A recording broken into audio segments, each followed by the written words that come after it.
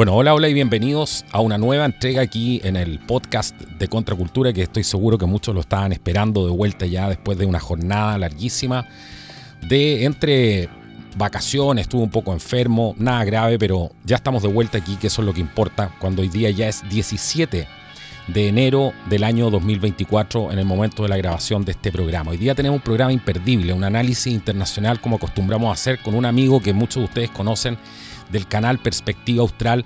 Me refiero a Andrés Barrientos. ¿Cómo estás, Andrés? Bienvenido a Contracultura el día de hoy. Qué gusto tenerte una vez más aquí.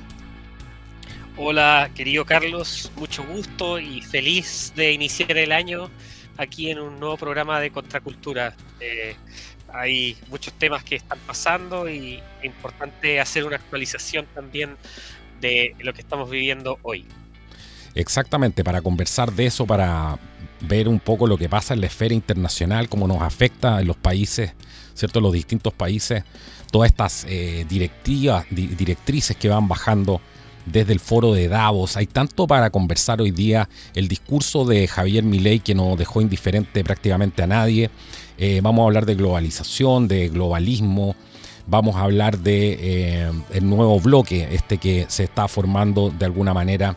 Y por supuesto vamos a partir con lo que está en tu mente, pues, Andrés. ¿Qué es lo que más te preocupa en el espectro de lo que estamos viviendo en el día a día hoy día? ¿Qué es lo que ocupa tu mente en estos momentos? ¿En qué te has estado concentrando en tus análisis?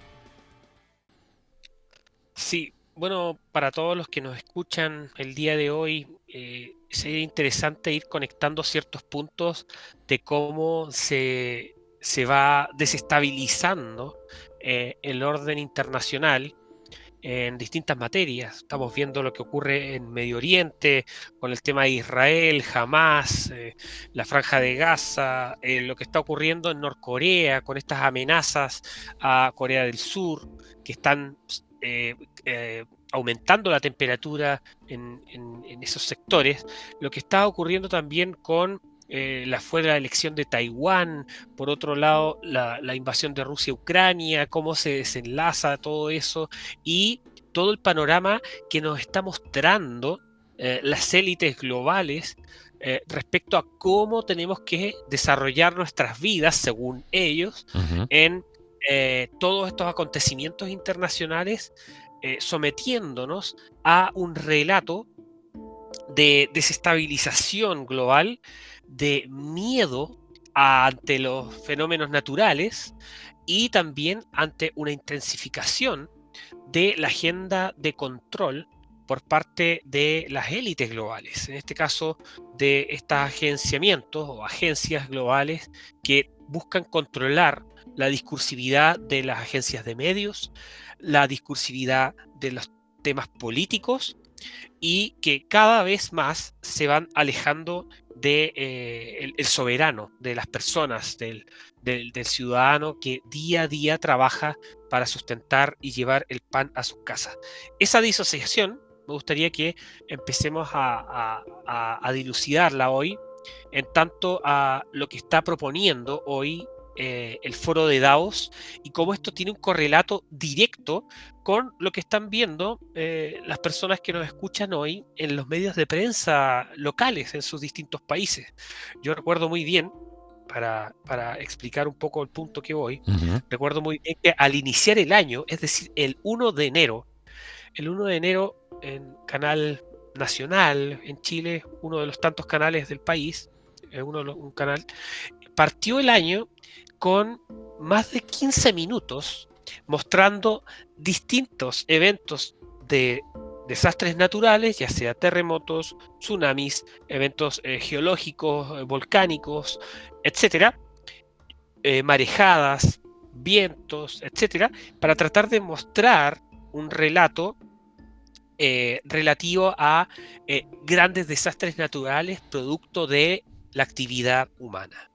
Entonces ahí empezamos a ver de que efectivamente para conectar el punto del cambio climático y toda la agenda económica y de control que conlleva, necesitan forzar las élites globales a el miedo y el control mental, en este caso, Ujú. a través de las noticias de los grandes medios de comunicación.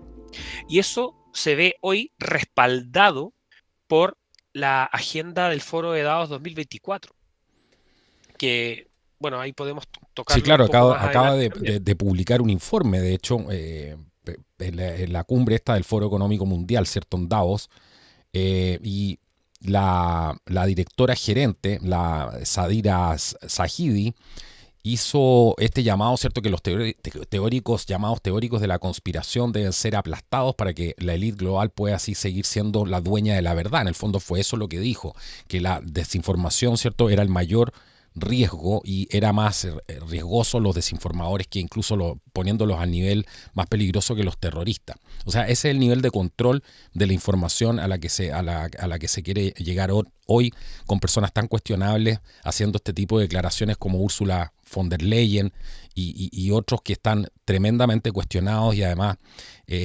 bajo la lupa por transacciones que han hecho y cosas que no son muy, digamos, muy transparentes, por decirlo menos, ¿cierto? Siendo bastante elegante. Sí, totalmente. De hecho, uno de los informes que publicó en enero del 2024, siempre previo a la cumbre de Davos, se publica el informe, el Global Risk Report, que es el informe global de los riesgos que la metodología que establece el Foro de Davos entrega. Entonces aquí, ¿qué se dan?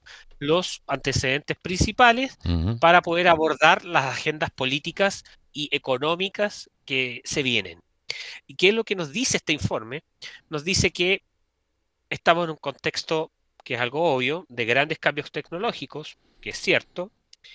Eh, Nos hablan de que tenemos una fuerte incertidumbre económica, pero no nos dicen que gran parte de la incertidumbre económica se debe a los mismos problemas que ellos han Han creado, generado, claro. en- eh, que han generado a través de la emisión monetaria, la inflación que generaron posteriormente y en la pérdida de poder adquisitivo de la gente por las políticas que ellos mismos implementaron.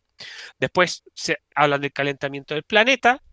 Claro, cuando tenemos lugares como Yakutia en Eurasia que tienen menos 45 grados, claro, esos no son temáticas a abordar, ¿no? Y muchas presiones que señala el informe hacia las economías y las sociedades que se van debilitando, cuando a través de sus agendas ellos van debilitando las democracias y van debilitando también los sistemas institucionales, porque eso es parte de la agenda que no te señalan, ¿no? Y dentro de esa misma informe, donde se hace un trabajo metodológico, encuestar a las principales CEOs e intelectuales de ciertas eh, universidades, entre otros, y también empresarios, empiezan a hablar ya que durante esta década vamos a tener distintos impactos y cambios sistémicos al todo el esquema global. Por ejemplo, lo que significa el calentamiento global y las consecuencias relacionadas con todos los sistemas eh, terrestres la forma de vida, Ujú. los cambios poblacionales, pero no te dicen que es la agenda de disminución de la población y control demográfico, ¿no? Eso no te lo tocan. Después también el desarrollo de las tecnologías y donde a los grandes intereses de estos grupos de orden globalista les interesa controlar porque probablemente a través de la tecnología pueda incrementarse aspectos de la libertad humana.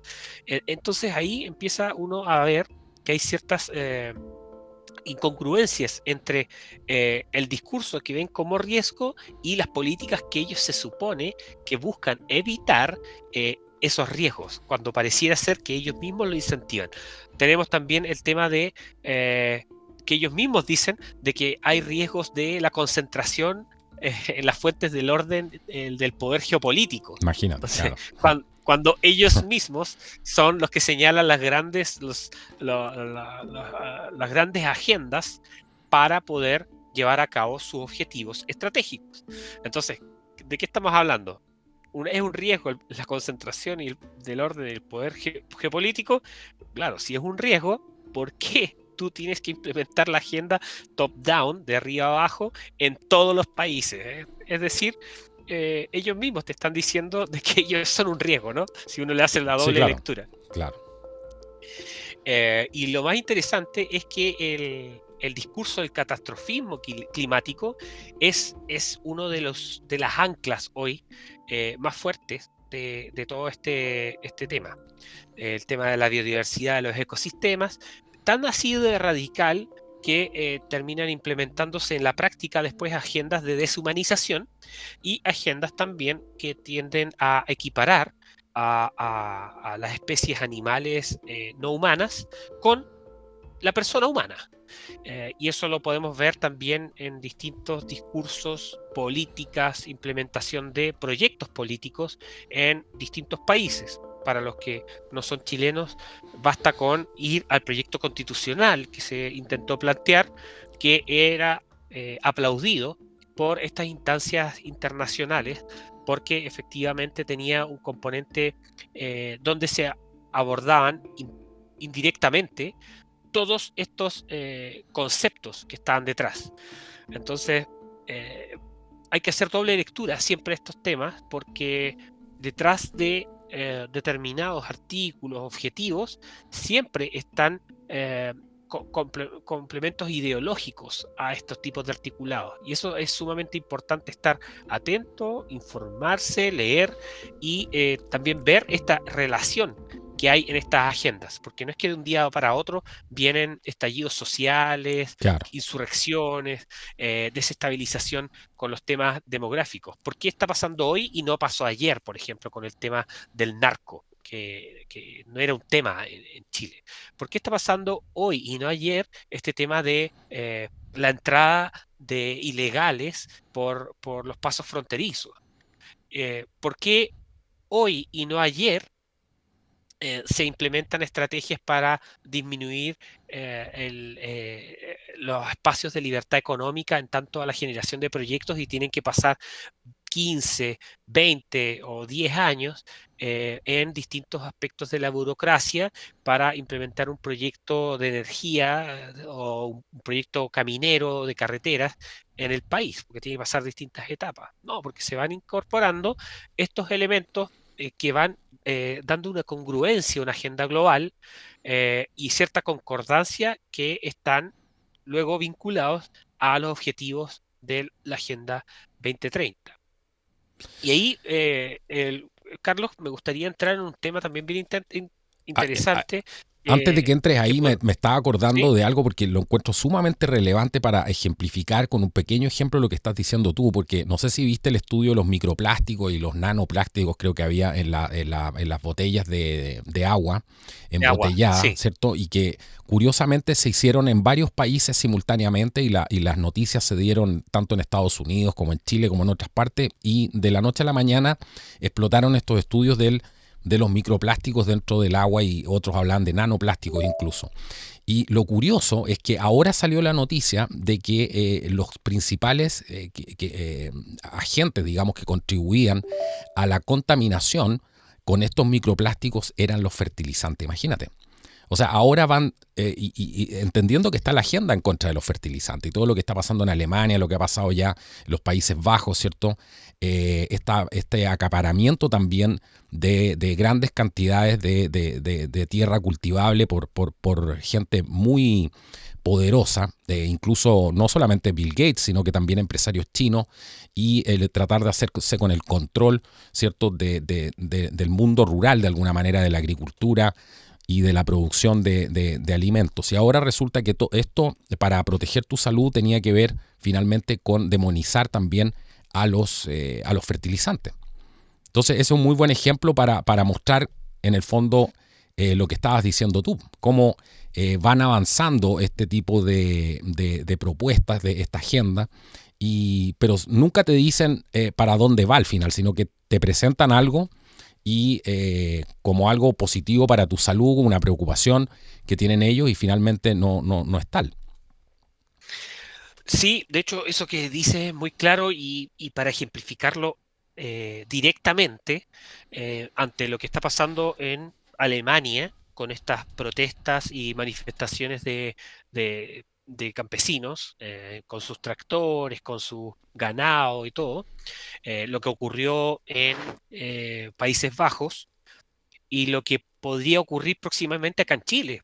Es efectivamente que estas políticas de salvar el planeta lo que están haciendo es destruir las formas naturales. Ya llevamos miles de años donde la, la agricultura ha sido un gran logro de la civilización, ¿no? Sí, claro. La El ganadería, primer gran logro de la sí, civilización.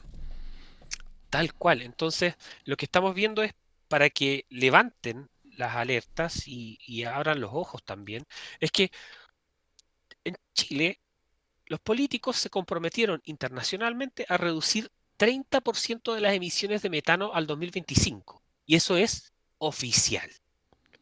Pero en los discursos públicos nadie lo dice. Mm. De hecho, entonces, hay estudios, por ejemplo, en Estados Unidos, de que el 54% del metano proviene del ganado, ¿ya? En California. Hay un estudio. Entonces, claro, si se dice que va a reducirse el 30% de las emisiones de metano al 2025 en Chile, si hay estudios que dicen que el 54% del metano viene del ganado en California, por ejemplo, ¿qué está pasando acá en Chile? Va a venir una ley que van a empezar a prohibir o a obligar a la gente que tiene vacas a que terminen, que las vendan, que las rápido, o que las maten, Que o las maten, que claro, las aniquilen. claro. Como ¿Estamos estaba preparados pasando en para Holanda eso? ya, claro. Claro, entonces, claro, ya el gran compromiso, el compromiso como el gran título, ya está el compromiso. Vamos a reducir 30% las emisiones de metano. ¿Nos preguntaron a los chilenos por eso? No, no nos preguntaron. Y esto es una agenda que se comprometió hace mucho tiempo atrás. Entonces viene un gobierno, pasa otro gobierno, llega otro, y son grandes compromisos de Estado Exacto. y que no nos preguntan. Entonces, eh, vemos también que hay estudios del mismo Ministerio de Medio Ambiente en Chile, donde se dice que las fuentes de metano estarían principalmente en la fermentación entérica de la ganadería, es decir, en el ganado, y eso sería de un 30%. Y más o menos el metano también de los residuos sólidos un 39%. Y estos son estudios recientes del año 2022. Entonces, eh, ¿cuáles son las regulaciones que van a venir? Esto ya están los compromisos. Entonces, el llamado aquí es que la gente que tiene ganado, que vive de eso, o que tiene una fuente de ingreso de ello, tiene que empezar a hacer los llamados a sus congresistas, a sus tomadores de decisión y organizarse ante esta materia. Porque lo que está pasando en Alemania, lo que está pasando en Holanda, está a la vuelta de la esquina de Chile. Los compromisos ya están. Y esto es una cosa puntual y concreta que impacta de estas grandes big agendas, como le llaman. ¿Ah? Sí, claro. Entonces, Y relacionado eh, a lo mismo, son los mismos, son ellos también los que proponen, ¿cierto?, el cambio de la dieta, por otro lado, la reducción de la industria cárnica, la sí, reducción en los fertilizantes, que uno podrá estar de acuerdo o no. Sabemos que los fertilizantes, algunos producen, ¿cómo se llama?, ciertos problemas, porque no son totalmente orgánicos. Los cultivos orgánicos son carísimos. Lo más caro es cultivar orgánico hoy día. Los costos se elevan, y cómo vas a alimentar a una población solamente con cultivos orgánicos. Además que eso tiene un proceso de implementación larguísimo, porque los agricultores no están acostumbrados, ¿cierto?, todos a trabajar orgánico. Entonces, ¿con qué vas a suplir eso? Y eso es lo que no te dicen. Si sí, sumamos a esto la inseguridad del mundo rural con poner en entredicho la propiedad privada, que los mismos dueños de la tierra están preocupados de que les tomen sus campos, sus fundos o sus parcelas. Imagínate, es un caldo de cultivo perfecto para lograr justamente lo que quiere el Foro de Davos, que es un cambio en la dieta, en la alimentación, el control, ¿cierto?, de la forma de producción de alimentos y todo este tipo de cosas, que es hacia donde nos llevan. Tal cual, y para que vayan viendo bien y escuchando todas las personas que nos están presentes en el programa, eh, pueden ver que en cada país hay cajas de resonancia de estos grandes tópicos de agenda global. Y otro caso muy puntual y particular que ocurrió recientemente en enero, antes de que parta el Ujú. llamado Congreso Futuro en Chile. Se hace un congreso que trae como muchos distintos speakers sobre materias de futuro, ¿no? Innovadores, empresariales, por un lado, intelectuales, mundo científico, académico, entre otros. Y el líder de esa corporación, si no me equivoco, fundación, entidad, es Guido Girardi, que es un progresista de izquierdas, que fue senador, que es un ferviente y muy táctico en instalar agendas dentro del país, y él mismo, antes de que inicie el Congreso Futuro, está haciéndole hoy una guerra a través de su discurso, de sus plataformas y su nivel de exposición a la industria de la carne. Y en este mismo Congreso Futuro está presentando como la carne como que es una industria que genera daños irreversibles al medio ambiente, al futuro. Entonces ahí tú ves cómo la agenda global tiene cajas de resonancia a nivel local, hablamos de países, y estas cajas de resonancia lo que buscan es llevar a cabo ya, entrar de lleno en la política pública. Entonces, claro, aquí tenemos un ejemplo eh, puntual que pueden verlo replicado en distintos países del mundo. Y aquí lo que está ocurriendo es que estas élites lo que buscan es cambiar, determinar, hacer ingeniería social y además promover proteccionismos por parte del Estado para llevar y juntar con este llamado capitalismo de partes interesadas que el profesor Klaus Schwab, fundador del Foro de Davos, es lo que propone. Así que ahí vamos viendo también cómo van conectando tanto la agenda global con sus cajas de resonancia a nivel local y cómo se van llevando a cabo a través de la política pública. Y que muchas de esas políticas públicas vienen ya de compromisos de Estado y que son no consultadas también a los ciudadanos. Si ven y se fijan en los programas de gobierno de los distintos candidatos presidenciales que se pasean para la búsqueda del poder en nuestros países, usualmente este tipo de políticas no están explícitas dentro de sus programas, porque son agendas que los superan, ¿no? Claro. Bueno, lo hemos hablado muchas veces, ¿cierto? El tema del socialismo fabiano, que es fundamental entenderlo, que esta tortuga que va avanzando despacio, como decía el mismo logo de ellos en un inicio, pero decía, when we strike hard, cuando pego, pego fuerte. Entonces ellos siempre hablaban de estos cambios de a poquito que se iban haciendo, ¿cierto? Acostumbrando a Así las es. personas de a poco y después daban el golpe final y cuando pego, pego fuerte. Ese era el logo de la sociedad fabiana. Así que es muy interesante entender de dónde viene el progresismo también. Pero vamos a hablar del discurso de Milei que estuvo, por decirlo menos, impresionante. Con las luces y las sombras de Milei estamos atentos a lo que pasa con Milei en Argentina. Pero antes te quiero llevar al punto de la globalización, porque mucha gente que confunde este tema de la globalización versus el globalismo, se ha hablado bastante de eso. ¿Por qué no nos haces una pequeña introducción de eso? Sí, bien importante retomar este tema porque es difícil teóricamente como explicar en términos simples las diferencias que podrían haber puntuales entre globalización y globalismo. A ver, hay un punto de que a medida que las sociedades se fueron interconectando en el tiempo a desarrollar esquemas de cooperación social, fueron abriéndose a poder desarrollar estas actividades. Y eso es un proceso que podríamos decir socioeconómico, se fue llevando a cabo cada vez más acelerada desde la revolución industrial. Y eso ha tenido distintos periodos, etapas.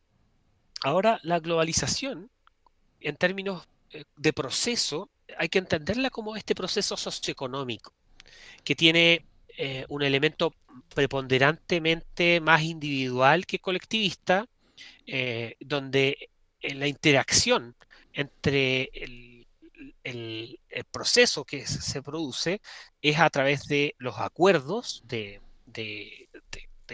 ganar, ganar. Eh, Además, es un proceso que tiende, en términos globales, ¿ah? Siempre hay cosas que son puntuales, Ujú. correcciones que tienen que ocurrir, etcétera, pero es un proceso más horizontal. eh, y además también dentro de la categoría, como que podríamos hablar de ciudadanía, es desde lo local hacia lo global. Y aquí el globalismo presenta una visión o elementos que son muy distintos.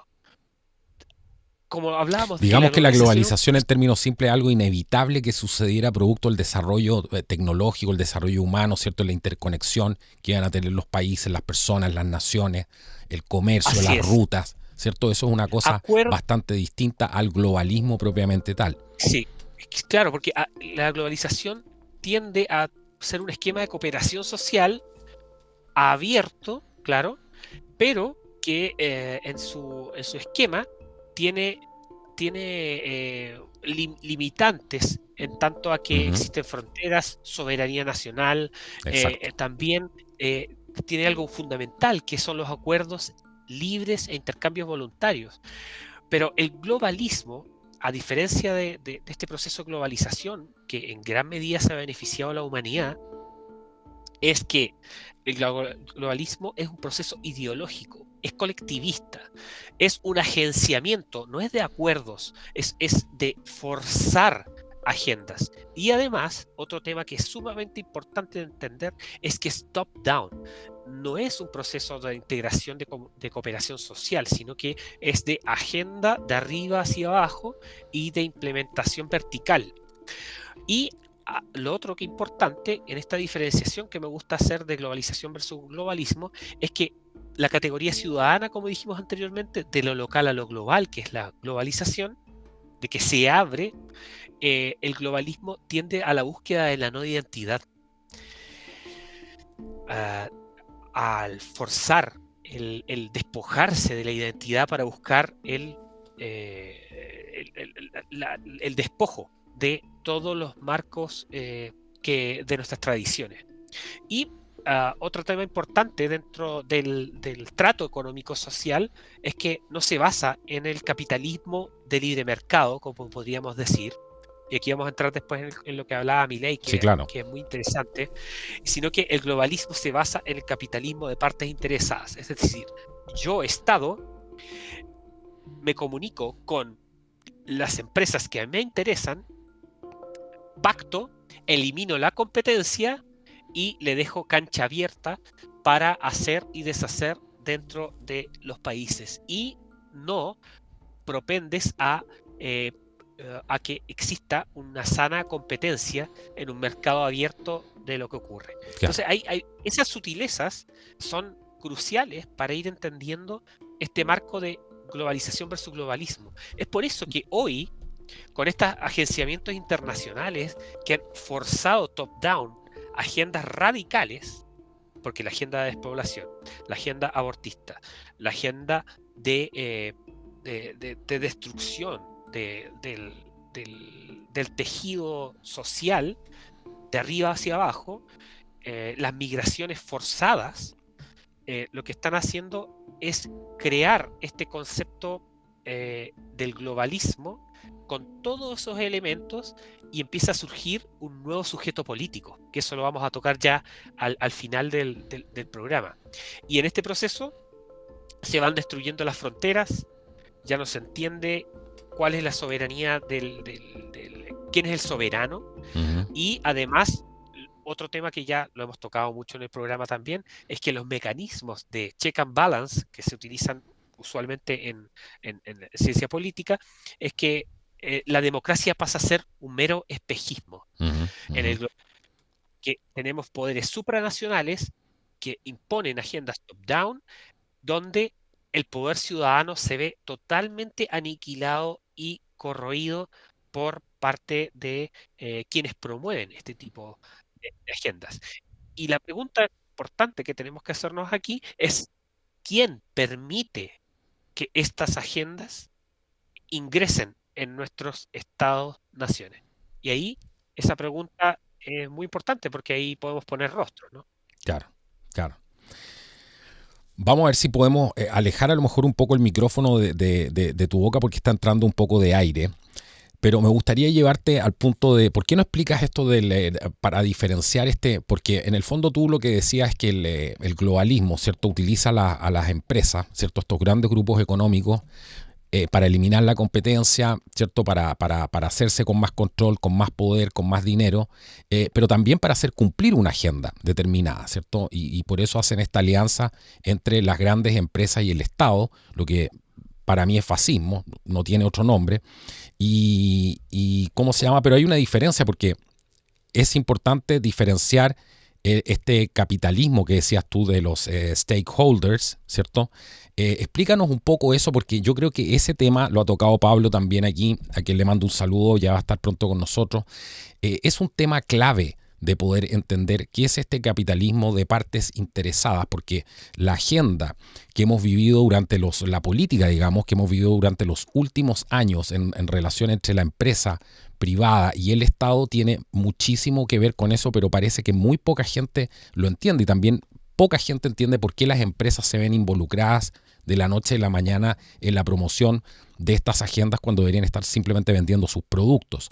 Pero no están solamente vendiendo los productos las grandes empresas, sino que también están haciendo, ¿cierto?, una apología directa hacia, en este caso, una agenda muy, muy clara como es o el LGTB o todo esto que estamos viendo, ¿cierto? El feminismo, todo este tipo de cosas que han ido penetrando, han ido permeando, ¿cierto? Dentro de no solamente de las agencias de publicidad, sino que también las vemos reflejadas en los comerciales de televisión.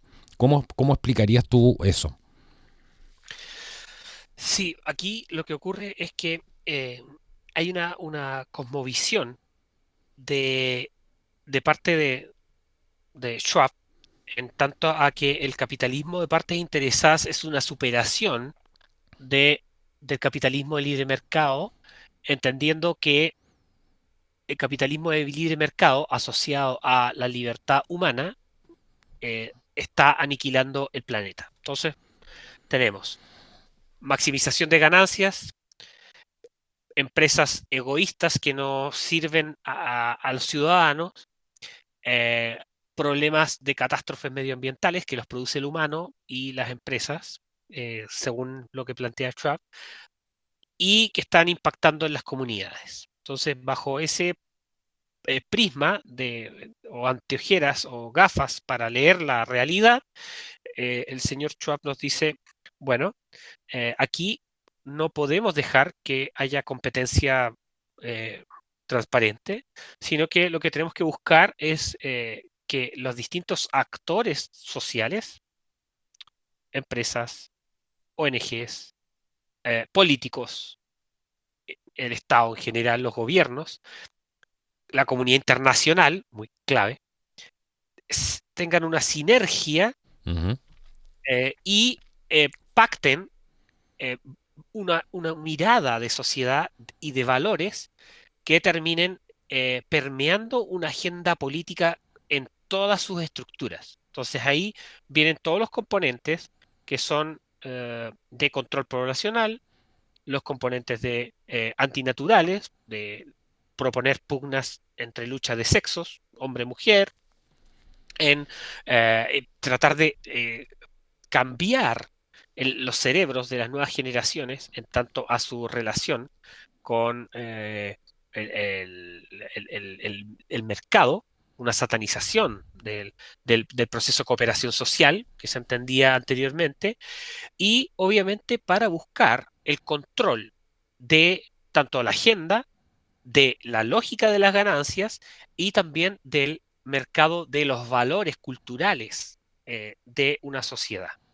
Entonces, si nosotros, esto bajo la perspectiva de una doble lectura de lo que señala Schwab en su libro de Capitalismo de partes interesadas, que es un upgrade que hace de los planteamientos de Freeman, lo que hace aquí es buscar el control de una agenda cultural para superar todos los niveles de decisión de abajo hacia arriba de los estados-naciones, de la soberanía popular, y de este modo obtener ganancias y control político a nivel global. Entonces, es mucho más fácil apretar una tecla desde Sí. Davos para poder implementar una agenda en todo el orden global que tener que estar permeando uno a uno con las distintas agencias y que hayan distintas estados de competencia dentro de las naciones, o que las mismas naciones pongan sus reglas del juego en tanto Y, a su proceso y algo de clave, que los transformación empresarios no se interna. le opongan en este proceso, ¿cierto? Que es una de las componentes claves del marxismo y por lo cual ha fracasado también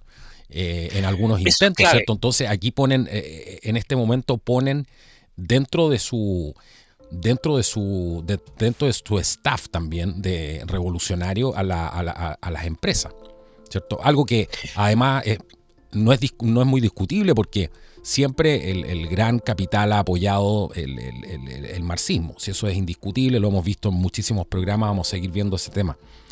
Pero ese me parece que es un factor fundamental para evitar la oposición de gente que puede tener dinero para financiar cosas, movimientos, etcétera, y ponerlos todos a trabajar bajo su alero.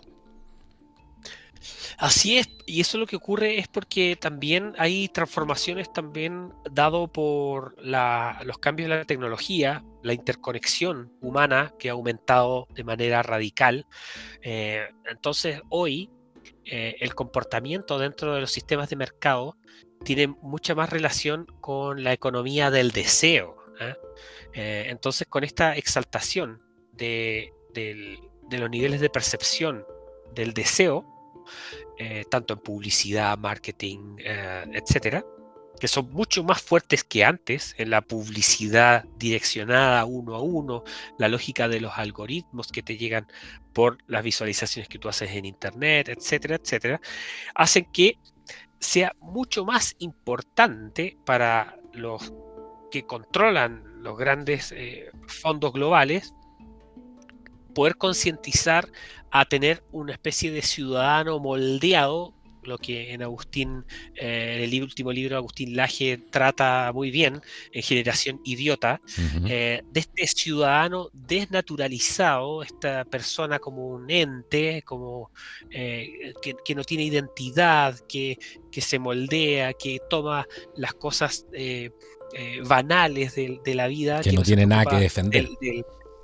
que no tiene nada que defender, que no tiene arraigo, que no Mm. tiene identidad, que no tiene una perspectiva de trascendencia, ahí ese ciudadano es el perfecto para ser moldeado por la economía del deseo. Y ahí vamos, bueno, eso es algo que voy a tratar en mi cuarto libro sobre el proceso insurreccional y eso cómo impacta, que ya estará próximo a lanzarse este año. Y ahí vemos cómo este tipo de agendas internacionales que moldean este tipo de ciudadano despojado o lleno de etiquetas eh, maleables, moldeables como una plasticina, son el perfecto sujeto que es acrítico eh, y despojado de toda rebeldía a las élites globales. Es el perfecto ente para poder controlar todos los aspectos de esta nueva economía, que sería en su ya derivada una especie de nuevo colectivismo o un socialismo más del punto de vista deseante. Uh-huh. Es un poco complicado de hablar de ese concepto porque hay que entrar en teorías de Pero Lacan, sí, etc. claro, pero quien lo puso muy claro hoy día, porque justamente creo que fue hoy día el discurso que dio Milei en Davos, justamente en el fondo habló de eso, ¿cierto? Dio que fue algo poco común, por decirlo menos, ¿cierto? El discurso que dio, en el fondo, se rió en la cara de Klaus Schwab, les dijo a todos que su modelo nos conducía hacia la destrucción y que estaban eliminando un modelo que en el fondo había llevado prosperidad y que nunca había habido tanta prosperidad y tanta gente había salido de la pobreza, etcétera. Él se dedicó a hablar de eso y les dijo en su cara que el modelo que estaban llevando ellos nos estaba llevando a la destrucción. ¿Qué opinas con las luces y las sombras que estamos analizando todavía el tema de Milei, viendo qué es lo que pasa? Porque hay varias cosas que todavía no cuadran mucho, pero yo creo que esto es algo histórico, por decirlo menos, la aparición de Milei en el foro de Davos, incluso finalmente terminando rematando el discurso, diciéndole a los empresarios incluso que no tenían nada que sentirse avergonzados, que ellos creaban riqueza, que ellos habían cambiado el mundo, este mundo moderno, y prácticamente llamándolos a unirse a un bloque. A mí me pareció espectacular el discurso de Milei, si es tan real como parece, por lo menos lo que vimos hoy día. No sé qué te pareció a ti. Sí, a mí, en pocas palabras, me gustaría decir que la, la acción de Javier Milei en Davos es histórica. Ahora, bueno, está todo de moda decir que es histórico, pero más allá de Todo lo que ese estamos concepto, viendo es histórico, sobre todo en estos sí, tiempos. Sí. tal cual. Entonces, yo diría que me llama mucho la atención el nivel de valentía de poder plantarse en foro de Davos a poder eh, desgranar y combatir directamente en vivo frente a millones y millones de personas que después lo ven por internet o que en vivo, incluso los líderes globales, mundiales que están ahí, a, a- a discutir teóricamente y fuertemente el concepto de capitalismo de partes interesadas. De hecho, ese fue, yo diría, un golpe bajo a el fundador del Foro de Davos, que promueve el Kissinger, capitalismo de partes el interesadas señor y Kissinger. que, sí, y lo que el mismo Klaus Schwab, quien lo presenta, Sí, claro. promueve. Entonces, tienes a Javier Milei, que llega con un discurso eh, bastante teórico en su inicio, pero luego con un llamado a la acción política, donde se planta dentro de este foro de Davos, a más que llegar y decir las grandes agendas que necesitan y pendientes en Argentina, sino que a discutir el fundamento de las nuevas agendas globales y con un componente teórico muy fuerte. Es decir, fue decir, mira, el capitalismo de libre mercado es aquel que va a promover mayor bienestar social. Sí. Y todas las otras eh, hitos, eh, simbiosis o ayornamientos son una nueva fase del socialismo. Entonces, no lo dijo explícitamente, pero justamente al capitalismo de partes interesadas en tanto a el desarrollo de su discurso. Y hay que entender una cosa clave, que este foro de Davos lleva más de 50 años y en esta edición tenía cuatro ejes fundamentales, que son todas las charlas, conferencias que se realizan, no las que se transmiten en vivo, sino que también son todas las reuniones, los meetings, reuniones bilaterales, etcétera, que conllevan. Y que era, en primer lugar, el tema de la seguridad y cooperación en el mundo fracturado, todo lo que está pasando en Oriente Medio, las distintas autoridades que están llevando, que van destruyendo la democracia. Lo otro que está dentro de la agenda es cómo crear un crecimiento para una nueva era, es decir, bajo los planteamientos del Global Risk Report, donde todo es una catástrofe, donde el clima nos está destruyendo, donde el ser humano está destruyendo el planeta, etcétera, cómo planteamos una nueva forma de entender el crecimiento económico, ya. Y lo otro también es cómo regular la inteligencia artificial, dado que nos va a promover mayores estados de crecimiento económico, pero tenemos que regularla porque obviamente si no, los grandes políticos del globalismo no van a poder controlar la libertad humana. Y además también el otro concepto importante de este foro, que está bajo el paraguas de la reconstrucción de las confianzas que se perdieron tras la pandemia y tras la policrisis que estamos viviendo, que ese concepto lo vimos en un Sí, un programa programa, anterior, sí. Se habla también de la estrategia de largo plazo para el clima, la naturaleza, la energía, porque es la antesala también de lo que va a ser la nueva COP y de la Agenda 2050, que es la que ya se está planteando, que es descarbonización total de la economía global. Entonces vamos viendo que ante estos temas que son fundamentales, que hay grandes líderes que se pasean en este foro y que van de la mano con la implementación de estas agendas progresistas o socialistas, como planteó Milei, tienes a un Javier Milei, un presidente de Argentina, de un país arruinado económicamente, que tiene que hacer muchas reformas y muchas cosas para que pueda volver a un rumbo de mejoras en la sociedad, disminución de pobreza, etcétera, a un Milei que se planta frente al discurso del capitalismo de partes interesadas, y es más, si se planta desde otra vía inclusive, para los que no están muy enterados un poco de las pugnas dentro de la economía de mercado, hay distintas escuelas y la que Klaus Schwab principalmente critica, que fue el gran hegemón de los años 90, en términos prácticos con el tema del acuerdo de Washington, etcétera,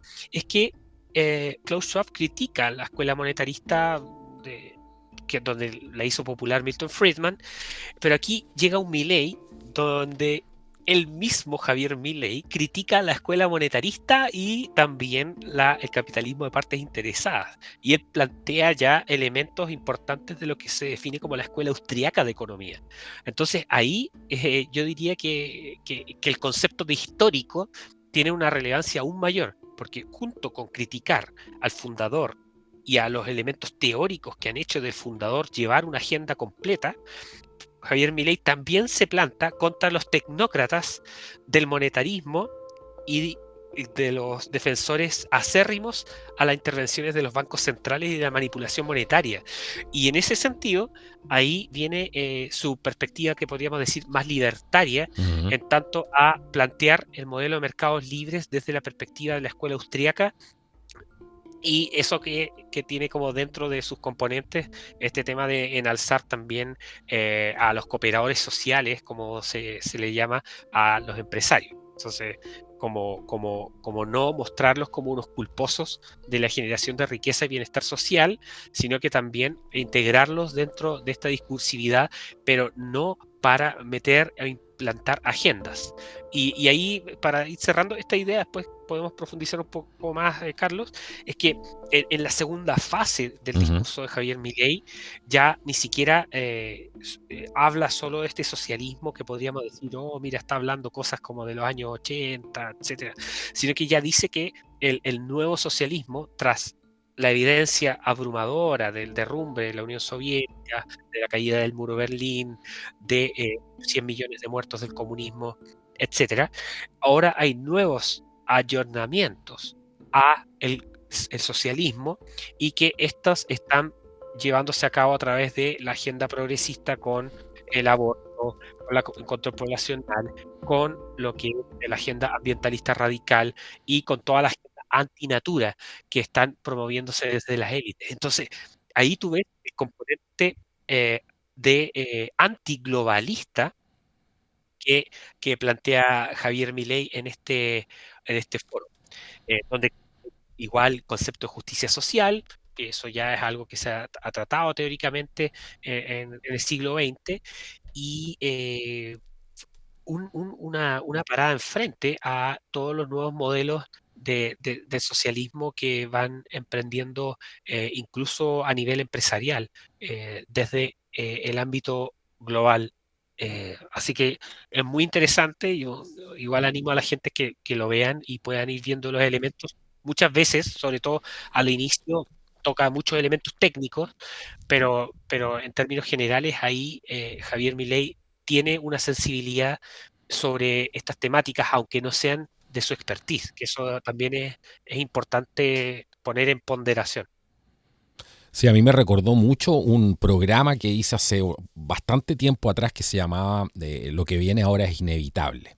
Y había un analista, el señor Armstrong, que, él tiene una empresa de predicciones en el fondo, pero todas matemáticas basadas en modelos computacionales. Y él hablaba justamente de lo mismo que hablaba Milei. En el fondo decía, el orden natural es lo único que así nacimos en el fondo, y eso es lo que nos va a dar el desarrollo. Tenemos que seguir esa senda. Y hablaba de todos estos viejos geriátricos, decía, del foro de Davos y todo, que venían a controlar y a poner cortapisas al desarrollo no solamente económico, sino que intelectual y espiritual del ser humano. Decía, esto no va a terminar bien porque van a generar un descontento gigante en el fondo, y en el fondo no van a tener dónde esconderse al final, porque van a crear una revolución en Europa. Él hablaba de todo este tipo de cosas. Yo me acordé mucho de ese discurso, del análisis que hacía el señor Armstrong y que está ahí en un programa de Contracultura, se llama Lo que viene ahora es inevitable. Me recordó muchísimo el tema de Javier Milei y lo que hizo ahora en el foro de Davos. Vamos a ver cómo sigue avanzando Milei, porque tiene que implementar una serie de cosas. Vamos a ver si este discurso antiglobalista es tan o se contrapone, ¿cierto?, con algunas cosas que tiene que a lo mejor verse forzado a implementar, o a lo mejor las tiene que implementar porque es parte de a lo mejor algún acuerdo por el hecho de estar ahí. Pero hay que estar observante.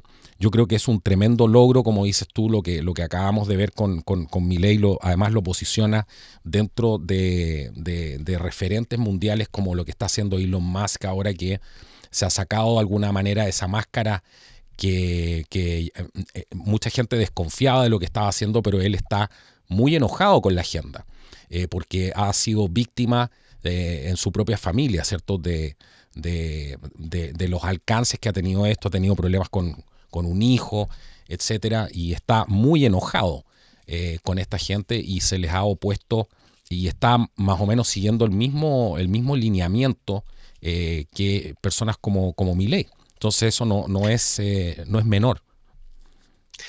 Sí, yo creo que aquí es importante que las personas vayan sacando sus propias conclusiones de los temas. Aquí nadie tampoco pone las manos al fuego por nadie. Las No, personas ya hemos tenemos visto cómo una... es la política. Sí, Hemos visto. y la única... Sí, y la única ley que puede regir al ser humano es que somos seres falibles y que nos equivocamos. Así Sí, que claro. cualquiera también puede tener una visión un momento, después caerse, equivocarse, o un político menos es perfecto. Sí. Es lo menos perfecto Él que hay. viniendo Entonces además tampoco... del foro de Davos, así que habría que ver si se fue a educar, a entrenar ahí, conoció al enemigo desde el interior, porque esa también puede ser una tesis, ¿cierto? Y ahora está oponiéndose a esto. Sí. Entonces, Entonces, claro, a mí me gustaría citar una parte también que toca Javier Milei desde el punto de vista de su área, que es la economía, y es que cuando empieza a pasar el discurso de lo que está, por qué Occidente hoy está en grave peligro, que es lo que él señala, pone el ejemplo de que todo lo que están hablando ustedes, ya Argentina lo viene viviendo casi 100 sí, años. eso fue clave. Entonces, Yo vengo del eh, pasado para advertirles lo sí, que viene en el futuro. Fue eso. claro. A mí no me vengan eh, con cosas. Yo vengo de un país que ha implementado esto de la justicia social y todo este tema durante sí. 80 años. Y es un desastre. Entonces Sí. le viene a decir también y esto en la cita textual dice, hoy los estados no necesitan controlar exactamente los medios de producción para controlar todo aspecto de la vida de los individuos. Aquí lo que está diciendo Javier Milei es efectivamente ya el marxismo tradicional, que busca el control de los medios de producción, ya no necesariamente esa es la búsqueda para poder controlar la vida de la gente. Entonces, aquí dice Milei, hoy con herramientas como la emisión monetaria, el endeudamiento, los subsidios, el control de las tasas de interés, y eso es una crítica tanto al keynesianismo como al monetarismo, los controles de precios, las Ujú. regulaciones, pueden controlar los destinos de millones de seres humanos. Entonces aquí lo que Milei está diciendo es que mucha de la agenda que ustedes mismos promueven, y esta es una crítica que hace tanto a izquierdas como derechas, ¿eh? Ojo, porque hay personas de derechas que son unos fanáticos del endeudamiento y también de la emisión monetaria y de los controles de precios. Eso pasa en todo el mundo. Sí. Entonces, mi ley aquí se planta como también una crítica a esos grupos de intervencionistas, porque a través de eso también controla la vida de la gente. Y recordemos muy bien lo que pasó durante la pandemia. Bueno, habló de Eh, la expectativa de vida, ¿cierto? En los países socialistas, que no solamente la gente que caía en la pobreza, sino que también la expectativa de vida bajaba, una serie de datos, primero como para poder sentar bien, para poder darle sustrato a todo lo que iba a hablar después. sí, mira, y aquí, Carlos, para ir ya cerrando un poco de lo que ocurrió con esta intervención de Javier Milei, que es bien interesante. Más que hacer una crítica, tenemos que ir sacando como los elementos que van configurando una forma de plantarse frente al discurso políticamente correcto Ujú. que nos ha ido arruinando en nuestros países y que nos tiene a Hispanoamérica en un letargo permanente. Que es que Javier Milei está planteando una forma de discursividad y de propuestas de política que hasta hace poco tiempo no tenían precedentes. Por Mm. ejemplo, decir, hacer y no adaptar el discurso para las distintas instancias que existen.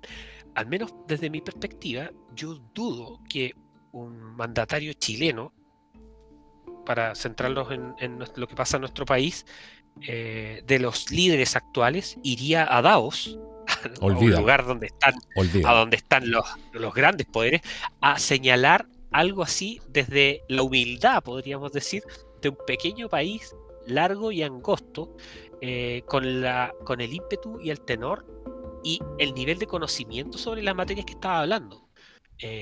Yo tengo mis dudas.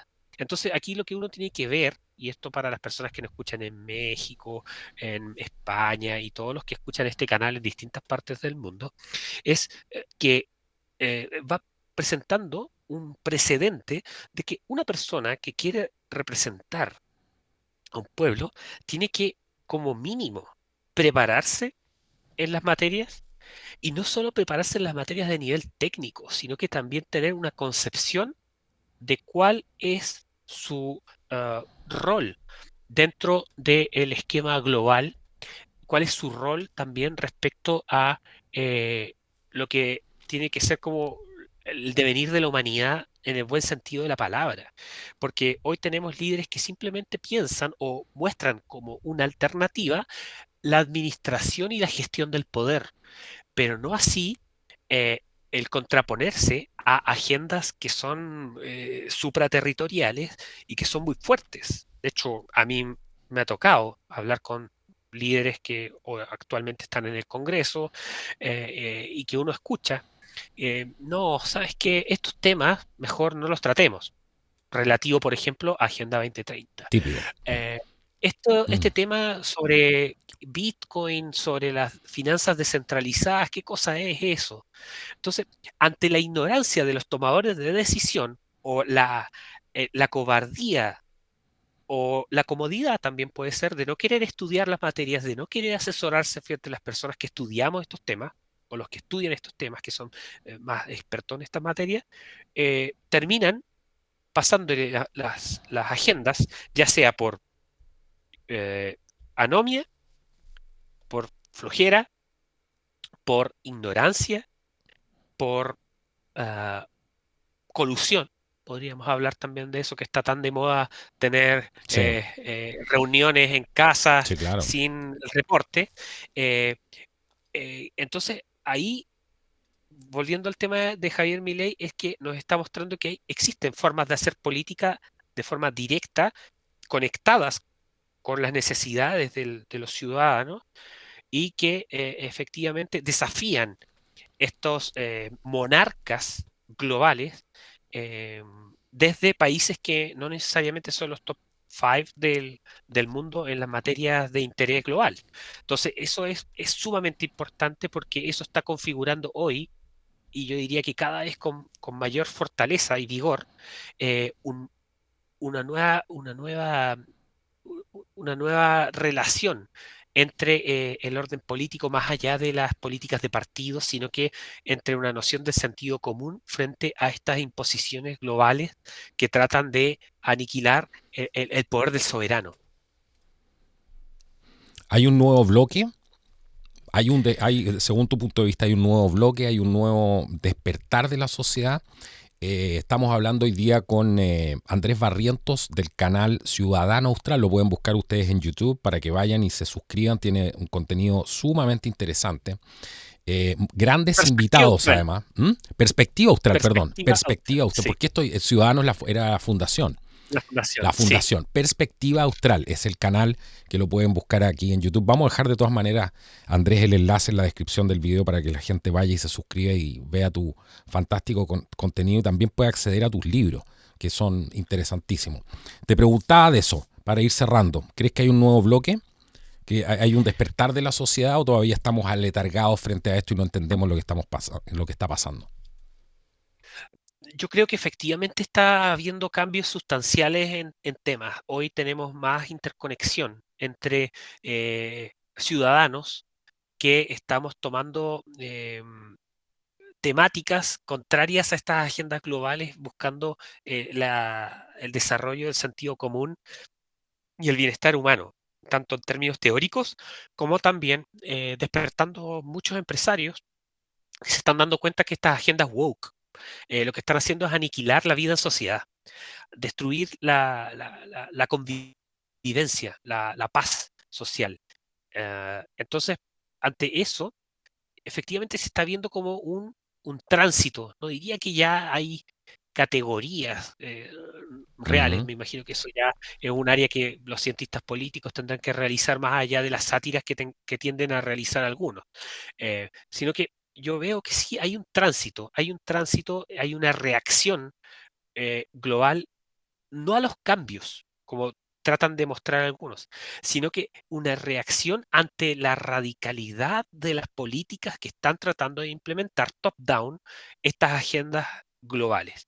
Y esas agendas globales que terminan tratar de aniquilar conceptos básicos como son la vida, la libertad y los derechos de propiedad. Y esto a través de la implementación de estas agendas en sus distintos grados de intervencionismo. Más allá de establecer de que están existiendo nuevas categorías de sujetos, como dentro de sujetos políticos, lo que está ocurriendo es que hay un tránsito hacia esta nueva categoría. Y ese tránsito se puede ver en que como que a nivel político cada vez hay un mayor alejamiento de el prestigio de los partidos como entes que gobiernan y está pasando como a ciudadanos que van teniendo un mayor poder de decisión con mayor información y que están dando batalla contra este tipo de políticas radicales que se van imponiendo desde organismos internacionales hacia los países con estas cajas de resonancia que se vienen a nivel local.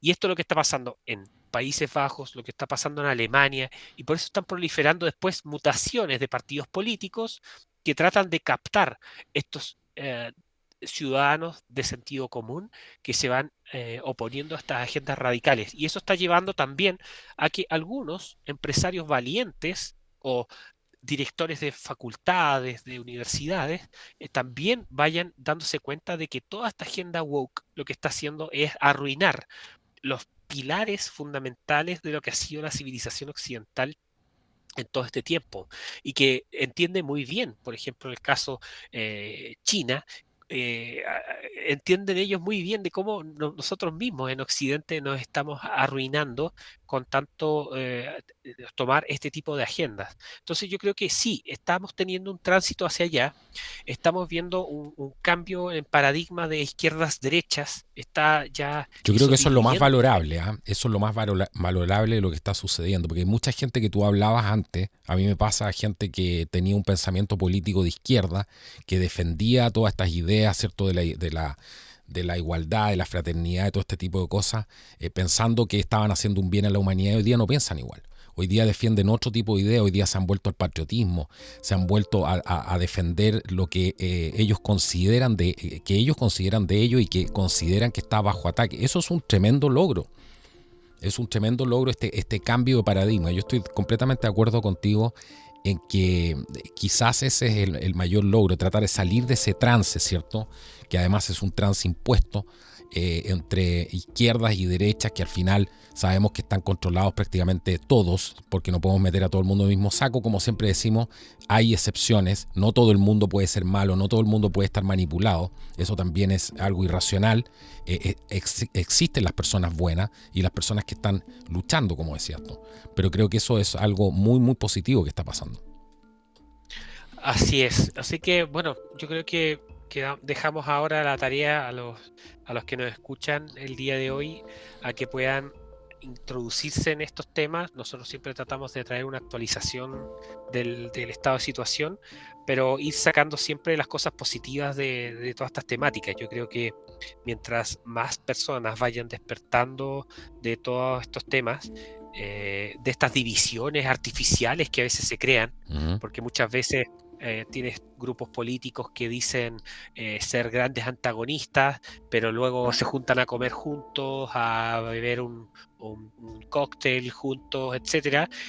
Son grandes amigos a la larga, porque al final la misma agenda converge Sí. dentro de estos grupos políticos. Entonces ahí es bien interesante que cada persona vaya tomando su propio juicio, su propia perspectiva y, ¿por qué no?, también desarrollando sus propias ideas. Viendo también los antecedentes de la realidad de las cosas que están pasando. Yo creo que uno de los grandes males que está teniendo Chile hoy es que efectivamente se están mostrando y dilucidando de que las diferencias que antiguamente se trataban de mostrar parece que no eran tales, sino que muchos Así sirven a los es. mismos amos. Así es. Bueno, ha sido un programa interesantísimo conversando con Andrés Barrientos del canal Perspectiva Austral. Se llama el canal, vamos a dejar el link en la descripción del video. ¿Y qué tipo de contenido pueden encontrar y cómo te pueden seguir, Andrés, en tu trabajo? ¿Cómo pueden encontrar además tus libros? Sí, muchas gracias, Carlos, también por invitar a los amigos que nos escuchan hoy al canal Perspectiva Austral de YouTube. Principalmente en el canal hay un compilado de las distintas entrevistas que he dado, principalmente en medios internacionales, que es donde más me contactan para hacer análisis sobre la situación chilena.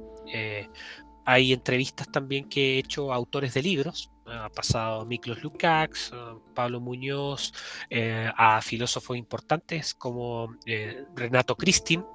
Renato Kristin es un filósofo que ojalá puedan ver esa entrevista, un filósofo muy importante de Occidente.